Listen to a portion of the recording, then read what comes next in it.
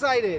Yeah. Wow. Yes. I'm Ryan Penagos. I'm Tamara Krinsky, and we are here with the stars and showrunners and showrunner of Marvel's Luke Cage. Yes. Mike Colter, Luke Cage. Jeph Loeb, Marvel Television. Cheo Hodari Coker, Luke Cage. You are the fourth person to claim themselves to be Luke Cage who's been up here for the show. So. Exactly. You might have to take down Frank Whaley because he was vying for that privilege. So. Nice. You got to watch out for Frank. He's squirrely. Clearly.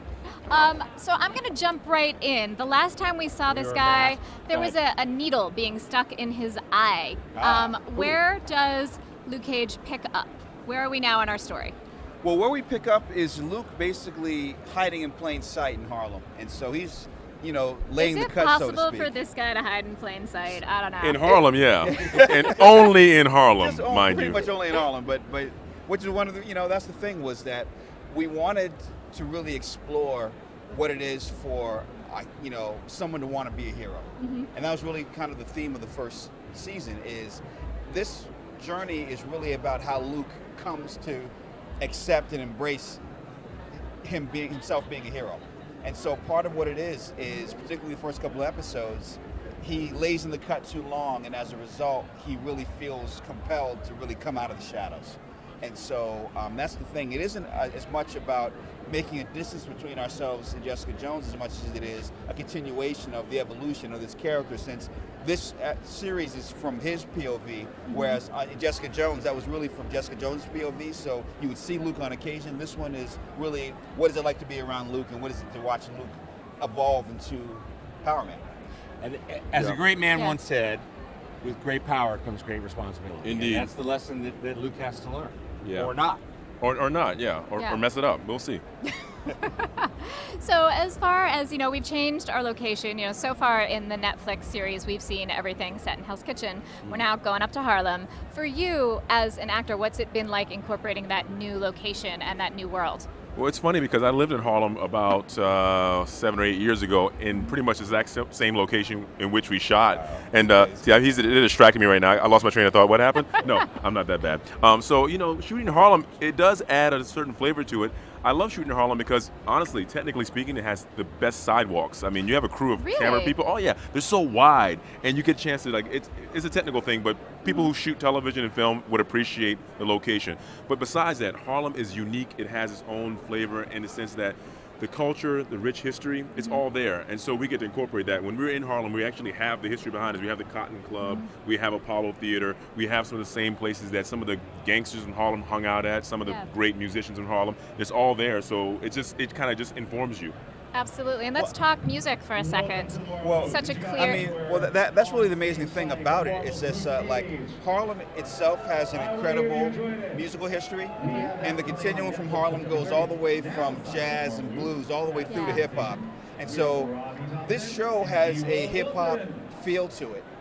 I would say mid '90s is the vibe, but the thing is that with Harlem's Paradise, we created a club that belongs to Cottonmouth that is kind of like our version of the Cotton Club or Lenox Lounge. Nice. So, for example, you're going to see Raphael Sadiq, you're going to see Faith Evans, and we have a few other, acts popping up that are going to blow your minds. The other thing that's so great about it is that Alicia Eid Muhammad and Adrian Young, with their score, they had a 30-piece orchestra. So, musically, this is one of the most unique shows anyone will ever experience. And so the fact that we get to do it here and add Marvel powers to it, and this guy right here, we're just having fun.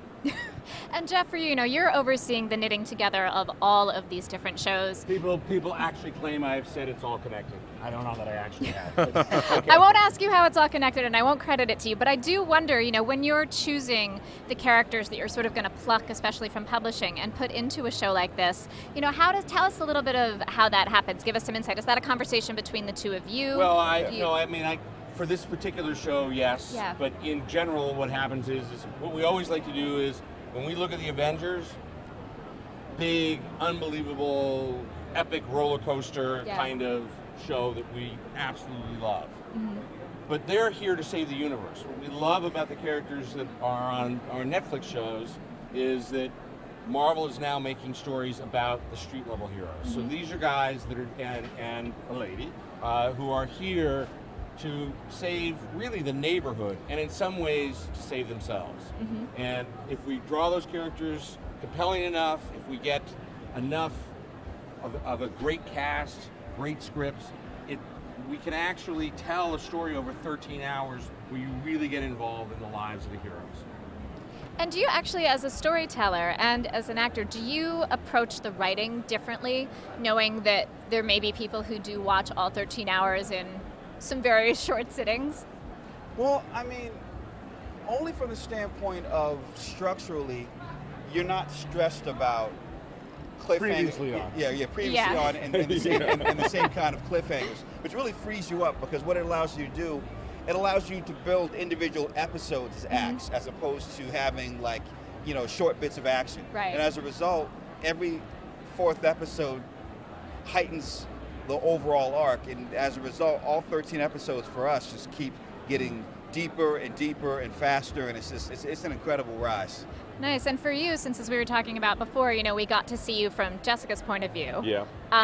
For this show, what were you most excited about exploring and kind of delving into for Luke? I gotta say, I'm probably like the fanboy's origin story. I keep saying episode 4, probably one of my favorite episodes, just because it just answers so many questions and it gives you so much backstory. It's tough. It's tough to really. But get, don't skip ahead. Watch don't 1, 2, skip. and Well, Don't you skip can't ahead. skip ahead, but See, I mean, come you on. know. Why'd you give me I'm 104, sorry. man? Okay, I'm sorry. You just did give that up. I just give it up. Can we rewind? Can we? I think we're live. But here's the thing. Darn it. Here's It's the too late, thing. man. If Charles you watch Murray episode 104 is a 4 great episode. first, then it's not going to mean as much because you won't No, it doesn't mean understand anything. what it affects. Actually, yes, that's it'd be silly for you to do. It's silly, honestly, silly. They're renumbering the episode order right now as we speak. Yeah. I would say 101 is probably my favorite. And 102 followed by 102 and 103 and then 105. Is there 104? This particular interview was This brought to particular- you by the number 104. Number 104. Every episode counts. Every in episode the counts. storytelling. Yes. No, I think the thing that's so exciting about the show is that it does keep building and building and building as you go. It has some incredible surprises and twists. It has an extraordinary cast, great writing, and just, all I can say is that if you enjoy Daredevil, if you enjoyed Jessica Jones, if you enjoyed Daredevil Season 2, which introduced the Punisher, Luke Cage is the next step in the evolution. And I've got a question from one of the fans, Winsad Mojo. Will we see Iron Fist or the other Marvel characters in Marvel's Luke Cage? And how will the costumes be for the characters? You'll have to check it out. Yes. Yeah. That is I'm the not best giving that away. That would be a full spoiler alert, and I would need to jump on top. I know, exactly. And clearly, we can't trust Mike. Yeah, seriously. Somebody stuck me with a needle about 30 seconds ago, and I'm getting a little dizzy right now. I'm not sure All right, exactly what we're they gave gonna- me, but I'm dizzy now. We're going to wind this up before he catapults over the table. Guys, thank you so much for Thank stopping you. by, Thank you talking for to the having us. fans. Christmas is coming early Every this time. season, September 30th. Oh. Luke Cage. It's gonna be Netflix. sweet. Only on Netflix. Only on Only Netflix. All right, guys, stay Worldwide, tuned. baby. We'll be up next with New Day. Thanks for watching.